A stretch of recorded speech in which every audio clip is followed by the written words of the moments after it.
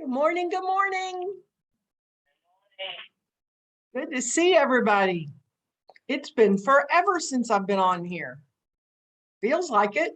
I guess you guys kind of know we got a lot going on around here. Good morning, Judy. Hi there. But we're reading about Elijah and Elisha, and I guess it puts it in perspective for me when I think about what I have going on. I don't have anything going on compared to them. Hi, Debbie Curl. One of my favorite people in the whole world. I call her Deborah. There's our other Debbie and Eileen and Sherry. Got my daddy on the phone with us. Judy's with us and Julie. Hi, Julie. Good morning. And Linda, my friend Linda. And Sandra, my favorite Sandra. There's my other Debbie. Wow.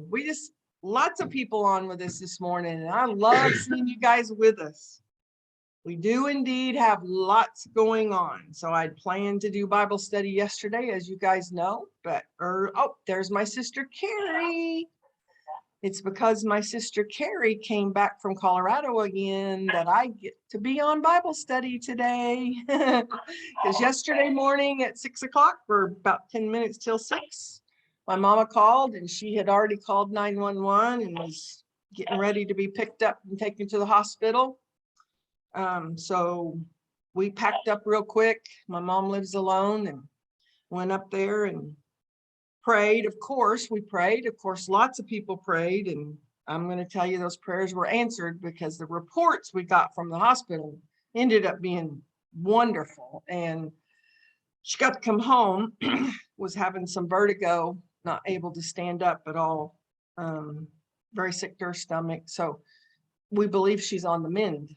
We think that it was some pressure. She'd had a upper respiratory virus going on, and I think the pressure built up in her ears, the liquid fluid in her ears built up, causing the vertigo. And so we're treating her for that. And by golly, I'm back today.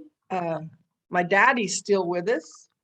So you guys know the story of my dad. You got this enjoy my dad getting to do Bible study with me online, live. Ooh, I just will always remember that memory. My daddy and I doing Bible study together. Who knows, we might get to do that again. But as I've said for well over a year now, every day I have with my daddy, every day I have with my mama is a blessing. And I thank you guys for praying. All of this happening right before couples retreat.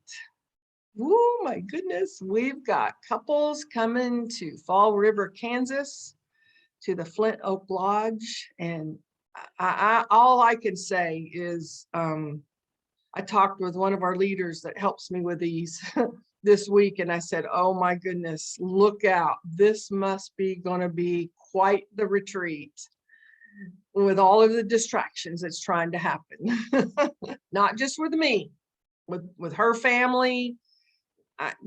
This enemy there's nothing new with him. There's nothing new under the sun. Of course he's going to try to distract us. Of course he will. But I'm so blessed. I'm so blessed. I'm so blessed. Have I told you guys I am the most blessed woman on the face of the earth? We are, Stacy. It's going to be an amazing weekend. I can't wait to see you and John. Looking forward to it. It's going to be a great weekend. So thank you guys for praying for our couples retreat. So appreciate that. We've about decided to start calling it Power Couples. I think we're going to just call it a Power Couples retreat. Just a weekend to get fortified. Us girls, when we do our Dream Big retreats, we come together, we lock arms, we do life together, just like with everything that's been going on in the last week or so. To know that I've literally got dozens and dozens, if not hundreds of people praying. Oh my goodness. Oh my goodness. I mean, what a blessing it is. And now, we started it last year, and there's just a closeness and a brand new camaraderie that comes from getting away for a weekend, focusing on God, putting down the cell phones, turning off the TV, getting away from the job, getting away from the gardens, getting away from the lawn, getting away from the chores. Baby Jack, we'll pray for baby Jack, Jan. Yes, definitely praying. There's just something that happens when you take the time to focus on God. Yeah. And that's what we're going to do this weekend. And the timing will be perfect because I got lots I need to focus on about God. We all do. June the 23rd, 2 Kings 4:18 through chapter 5, verse 27. I want to thank the team, Debbie and Lori and Michelle, for always being ready.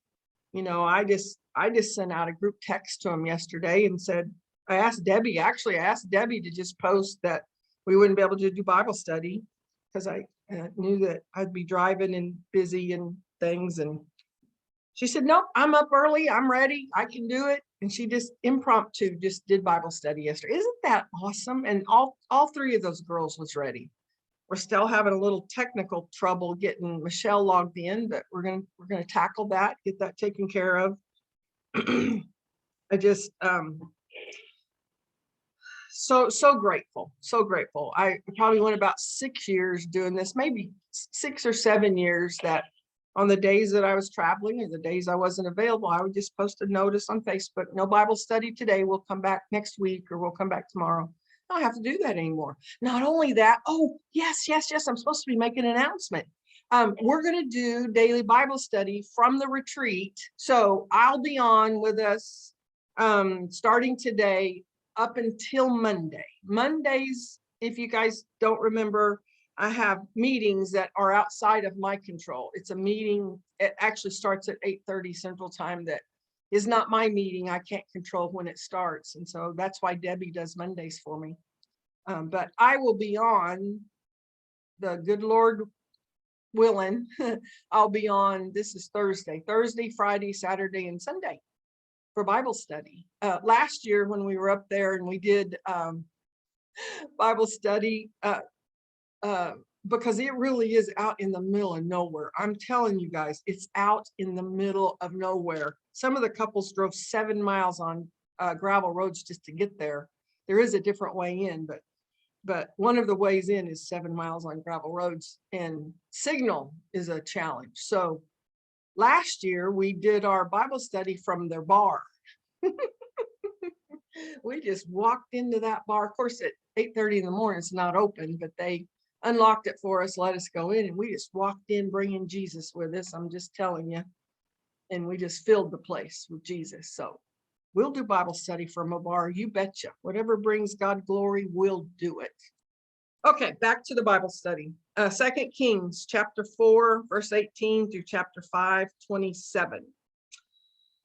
We've just finished up the stories on Elijah, and we are into the stories of Elisha.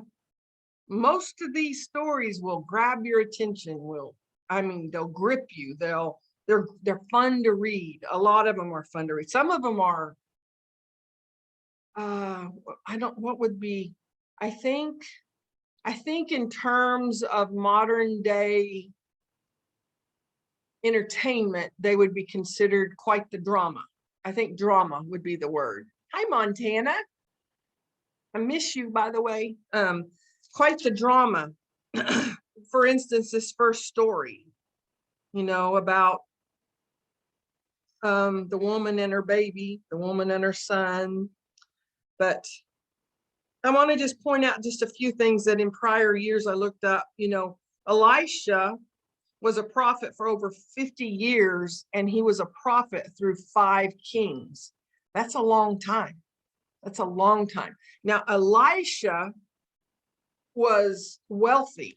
If you think back to the story that you've read over the last few days, when Elijah went to go and call Elisha, he was behind a plow that was being pulled with 12 oxen. there's not many families back in that day that had 12 oxen, let alone 12 oxen on one plow. So indications are he was extremely wealthy. And Elijah just walked up, and I can't remember what it was he laid down or what they call it, but he laid down, let me just say it was a mantle. I can't remember what it's called. Do you remember what it was called, Tom? A cloak. Didn't say anything. He just walked up to him, and Elisha knew exactly what that meant. And here's the deal. Elijah, I have one of the teachers I like to listen to calls him EJ, because you say Elijah and Elisha, and sometimes they kind of blend together. It's hard to tell which one. EJ was very, very well known. I mean, everybody knew about Elijah. I do find it interesting. The teacher I listen to every single morning during this period of time, so we're on June the 23rd of 2023, is teaching a series called The Lessons from Elijah. And it's, oh my gosh, is it so good? Oh, it's so good. Brings out things, you know. I just got through listening about, just prior to where we're at today, about Elijah's failure when, you know, he did all these miraculous things, killed as many as 400, maybe even 900 prophets of Baal. I mean, fire rained down on them. And then immediately the next day, Queen Jezebel sent a messenger to him and said, you know, strike me dead if by my hand the same thing doesn't happen to you. And Elijah got scared and ran off and hid. And I mean, it was a major failure. And then even after he hid, and God supernaturally protected him and fed him and kept him and strengthened him, he gave him 3 things to go do. And one of them was to anoint King Asa as king, anoint somebody else. I didn't look it up. I didn't know I was going to talk about this morning. And then the third thing was to go anoint Elisha as his replacement. And all Elijah did was the third one. He ignored the first 2 things God told him to do. And it was the lowest thing on the priority list. I mean, it was number 1 was king, to anoint the king, and the second one, and then he chose, he was ready to get out. I mean, he was done. He didn't want to be the prophet anymore. He was scared. He was scared of Jezebel. And yet Elijah is one of the most well-known prophets of all. And then, so my point with all of this and given this background is Elisha was the prophet of the day for over 50 years and made his way through 5 kings, and honestly did probably double, if not triple, the number of miracles that Elijah did. And yet we all hear about Elijah. We all talk about Elijah. I have a personal opinion that I think some of it is that blending of the words. Elijah sounds like Elisha, and Elisha sounds, you know, today when I read about one of the miracles he did today, it was almost like, oh, that was Elisha, not Elijah. You see what I'm saying? I think sometimes there's a little bit of we blend that just a little bit. But when you stop and think about it, I just I'm in awe of these 2 men, because this was old covenant. Certainly the Holy Spirit has always been around. Father, Son, and Holy Spirit. There's never been a time we didn't have the Holy Spirit, but there wasn't the infilling of the Holy Spirit before Jesus that we get to have after Jesus. And yet these men did such miraculous things and heard from God in ways that, even with the indwelling of God right here in our hearts, his Spirit living right here in us, we struggle to hear God speak to us the way he was able to speak, and they heard him, Elijah and Elisha. You know, there's many teachings that comes from just today's reading. Back in 2020, when the pandemic was coming on the scene, I wrote down 7 of them, 7 teachings that in today's reading, if you really dig in, you can find teachings about faith, about what faith looked like, about what faith can do, about the power of our words, all the way through here. It's funny, as I've read through the years, in little footnotes out to the side of my text, I'll just write the word words. And I know that causes me to pause when I read it, because God's teaching me about the power of our words. Belief. The other day when I was on, I love sitting here and looking at Donna and Tanya, 2 of my favorite people in the whole world, and they're beautiful. And the other day I was talking, and I used Tanya as an example, that if I gave her this box with a great big pretty purple bow on it, her favorite color, my favorite color. In fact, Donna, Tanya, and my favorite color is purple. What are the odds of that? But I give her this great big box with this huge bow, purple bow on it. And inside of that is millions of dollars. And she takes it and tells me how pretty the box is or how pretty the bow is, but she never opens it up. And we go about our way, and I say something about, well, you're a millionaire. And she'll say, no, I'm not. Well, yeah, you're a million. No, I'm not.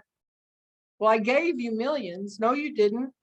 You gave me a box. She never opened the box. She never accepted the gift. That's what belief is. I mean, if we really would accept what God has done for us, what he is doing for us, our belief would be out the roof. Belief.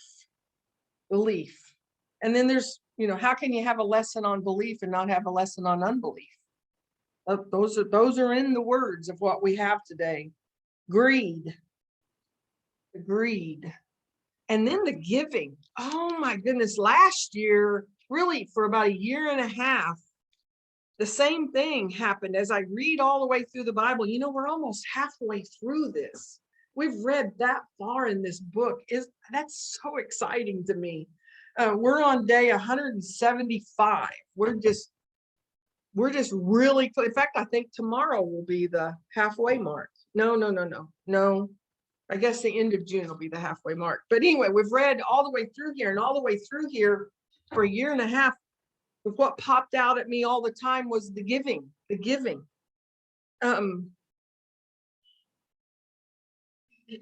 when they went to approach Elisha all together, they took gifts. And this morning when I read that, it's like, what if every single time we bowed our head with a petition, oh Lord, touch this one and heal them. Oh Lord, give help and health to this one. Oh Lord, be with. What if every time we had a gift to give? I mean, you can't outgive God. I just had thoughts just about the giving again. It popped up at me again today. And all the way through here, I mean, the sacrifices they had to do involved giving. They had to give their firstborn ram or their firstborn bull, or they had to give the finest. They had to give a lamb without blemish.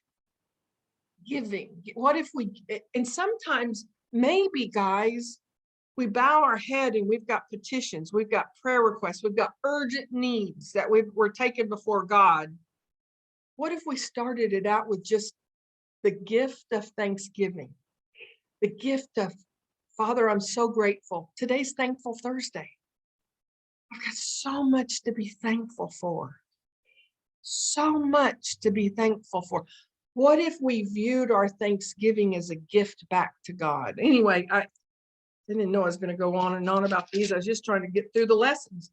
And then the last one is trust. The lessons about trust. I think if you go back and you look at today's reading, There's literally whole sermons that we could preach on those 7 topics. And then this mother's faith who, it started with her giving, her and her husband. It starts off that Elisha came, and then they built a home and built a room for him, and they gave. And then the blessing was Elisha told them that they'd have a child, and they'd never had a child. And then she tells him, oh, please don't build my hopes up to dash them. But sure enough, a year later, she's got a child. And of course, in today's reading, then this child has died. Starting in 2 Kings 4:20. So the servant took him home, and his mother held him on her lap. But around noontime, he died. She carried him up and laid him on the bed of the man of God, then shut the door and left him there. She sent a message to her husband, send one of the servants. Now, I want you to carefully look at those 7 points I just said when you read this story. Faith, power of words, belief, unbelief, greed, giving, trust. She took him up into the room she had given to Elisha and laid him on Elisha's bed. She sent a message to her husband, send one of the servants and a donkey so that I can hurry to the man of God and come right back. She didn't say, your son has died. She didn't say, everything's fallen apart. She didn't say, oh, this is the worst, my worst fears came true. There's a lot of things she could have said. In fact, what would you have said in the circumstances? Why go today, he asked. It is neither a new moon festival or a Sabbath. And then these words, but she said, it will be all right. It will be all right. I'm of the personal belief that had she not spoken that, the outcome would have been different. God is just teaching me so much about the power of words. I wish I could tell you guys that I've got it mastered, that my words are all faith-giving. My words are all life. I mean, I started the whole thing out today telling you all that there's been struggles. Why did I do that? Why did I do that? She didn't talk about her struggles. She didn't talk about her struggles. She says, it'll be all right. I will tell you that it's stories like this, though, that has led me to the place that I say on an extremely frequent basis. Everything is as it should be. Everything is as it should be. So hospice is coming to care for my daddy. Grateful for hospice. My mom is home in bed. Still not doing, she's doing better. She didn't feel good. I was on my phone last night with 6 different people in crisis. 6 probably. I don't know. I didn't count them. Doesn't matter. Maybe it was 3. Probably 6 in crisis. Some of those people extremely close to me.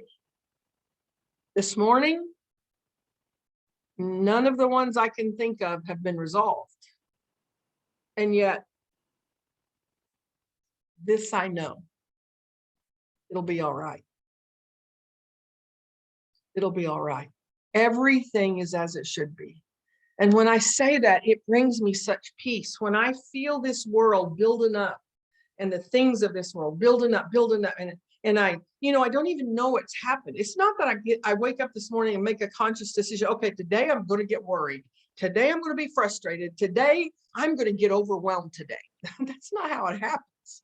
I mean, I can go from having the most amazing experience with the Lord and miraculous things happening to the next moment my consciousness is, I'm overwhelmed, I'm frustrated, I'm worried, and I don't even know I've taken it on. You know, I am in an earthly body. I have his spirit living on the inside of me. His spirit's never worried, frustrated, or overwhelmed, but I can allow my flesh to rise up and not even realize it's done it until it's done. And I can say the words, right now, this moment, everything is as it should be. And I can feel it leave me. I can feel it leave me. And in fact, in the last couple of weeks, I've had some of the girls that I do ministry with text that to me or say it to me on the phone. And it's got to a place where those words just make such a difference to me. And I get that from some of the stories like what we're reading about today. You'll be all right. Not because everything was all right. Do you understand that the moment she said that, her son was dead? He was dead. He hadn't been brought back to life yet. But her words were, it'll be all right. It'll be all right. I've got so many notes in today's reading. It's already 9:02. Now, I was a little bit late getting on. I had a little bit going on around here this morning. But I could spend the next 2 hours. I think Debbie's kind of had the same struggle last few times, maybe thinking she was going over a little bit. So I'm going to quit with what I've said already this morning. I'm not going to go through the Acts. It's never meant to be that these Bible studies replaces your reading. We want you to read. If you don't have access to a Bible, we'll send you a Bible. Happy to mail you a Bible. All you got to do is put in the chat that you want one, send us a private message. So you're not putting your address out in cyberspace, but send us a private message and we'll mail you a Bible. I want you to read for yourself. I want you to get your revelations. And I love when you send me messages telling me what your revelations are. It'll speak to you right where you're at with whatever is going on. In 2012, I was reading these words on this piece of paper, and with what was going on in my life in 2012, these words spoke to me. And here I am 10 years later in 2022 with a lot going on. And these words spoke to me right where I'm at. God is God. Stop trying to box him in and understanding. Stop overthinking it. Yes, Debbie, breathe in Yahweh. Breathe him in. Breathe him in and breathe out all the junk. God is God. And because God is God, everything is as it should be this very moment. I love you guys.